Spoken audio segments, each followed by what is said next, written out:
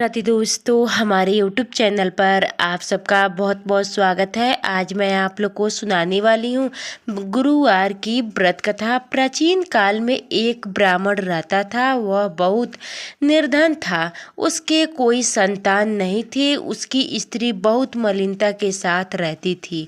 वह स्नान न करती, किसी देवता का पूजा न करती। इससे ब्राह्मण देवता बड़े दुखी थे। बेचारे बहुत कुछ कहते थे किंतु उसका कुछ परिणाम नहीं निकलता था।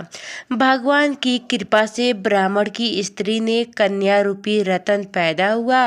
कन्या बड़ी होने पर प्रातः स्नान करके विष्णु भगवान का जाप व बृहस्पतिवार का व्रत करने लगी। अपने पूजन पाठ को समाप्त करके विद्यालय जाती तो अपनी मुट्ठी में जौ भरकर ले जाती और पाठशाला के मार्ग में जाती तब जौ स्वर्ण के जो जाते लौटते समय उनको बीन कर घर ले जा आती थी। एक दिन वह बालिका सूप में उस सोने के जौ को फटक कर साफ कर रही थी। उसके पिता ने देख लिया और कहा, हे बेटी, सोने के जौ के लिए सोने का सूप होना चाहिए। दूसरे दिन बृहस्पतिवार था। इस कन्या ने व्रत रखा और बृहस्पति देव से प्रार्थना करके कहा, मैंने आपकी पूजा सच्चे मन से की है तो मेरे लिए सोने का सूप दे दो। बृहस्पति देव ने उसकी प्रार्थना स्वीकार कर ली। रोजाना की तरह वह कन्या जौ फैलाती हुई जाने लगी। जब लौटकर जौ बीन रही थी तो बृहस्पति देव की कृपा से सोने का सूप उसे वहां घर ले आई और उसने जौ साफ करने लगी, परंतु उसकी माँ का वही ढंग रहा। एक दिन की बात है कि वह कन्या सोने के सूप में जौ साफ कर रही थी। उस समय उस शहर का राजपूत वहां से होकर निकला। इस कन्या के रूप और कार्य को देखकर मोहित हो गया।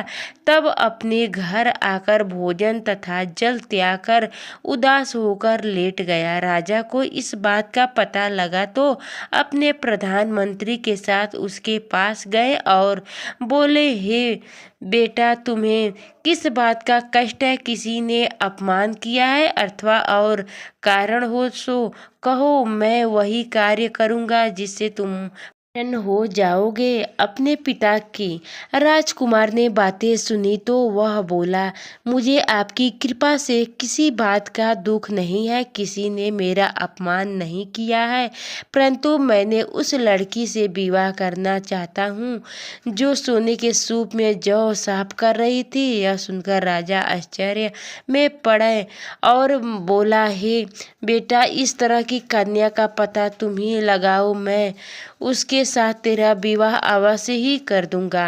राजकुमार ने उस लड़की के घर का पता बतलाया।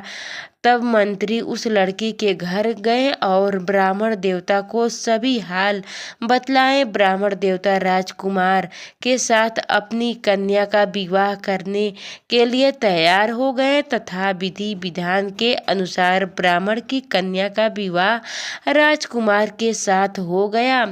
कन्या के घर से जाते ही पहले की भांति उस ब्राह्मण देवता के घर में गरीबी का निवास हो गया।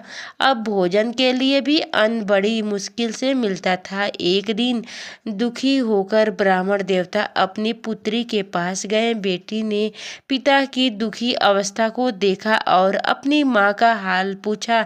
तब ब्राह्मण ने सभी हाल कहा। कन्या ने बहुत सा धन देकर अपने पिता को विदा कर दिया। इस तरह ब्राह्मण का कुछ समय सुखपूर्वक व्यतीत हुआ। कुछ दिन बाद फिर वही हालत हो गया। ब्राह्मण फिर अपनी कन्या के यहाँ गए और सारा हाल कहा तो लड़की बोली, हे पिताजी, आप माताजी को यहाँ ले आइए, मैं उसे विधि बता दूंगी जिससे गरीबी दूर हो जाएगी। वह ब्राह्मण देवता अपनी स्त्री को साथ लेकर पहुँचे तो अपनी माँ को समझाने लगी, हे माँ, तुम प्रातःकाल प्रार्थना स्नान आदि करके विष्णु भगवान का पूजन करो तो सब दरिद्रता दूर हो जाएंगी।